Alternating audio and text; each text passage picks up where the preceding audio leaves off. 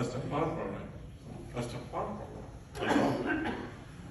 ام المومنین حضرت عائشہ صدیقہ رضی اللہ تعالی عنہا نے دریافت کیا کہ آپ تو بخشے بخشائے ہیں، آپ کیوں استغفار پڑھتے ہیں؟ افلا اکون عبدا شکورا، اے عائشہ کیا تم یہ نہیں چاہتی کہ میں اللہ کا شکر گزار بندہ بنوں؟ تو کیا میں، اللہ تعالیٰ فرماتا ہے قرآن کریم میں، آپ اس پہ فوکس کیجئے، تاریخ کو ہٹا دیجئے کہ ما یقول اللہ بعذابکم ان شکرتم وآمنتم، اللہ کو کیا پڑھی کہ تمہیں عذاب دے اگر تم شکر کرو اور اللہ پہ ایمان لاؤ۔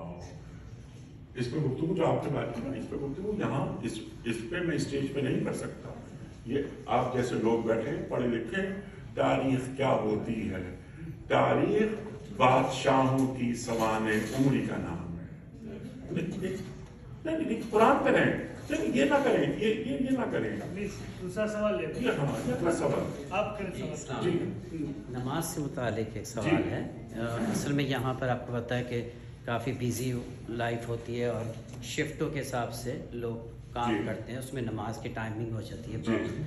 تو کچھ لوگوں کا خیال ہے کہ فارورڈ کر دیتے ہیں، دو نمازوں کو ملا دیا جاتا ہے، جیسے عصر کو مغرب سے اور مغرب کو عشاء سے۔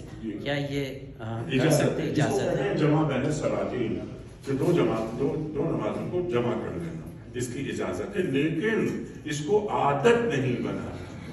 اگر مجبوری ہے، جیسے میں نے ریئرس کیا تھا کہ اصل میں نماز پڑھنا ہے، اصل چیز نماز پڑھنا ہے، تو دو نمازیں ملائی جا سکتی ہیں۔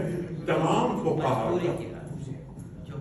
مجبوری کی حالت میں نے ابھی کہا اس کو عادت نہیں بنانا ہے۔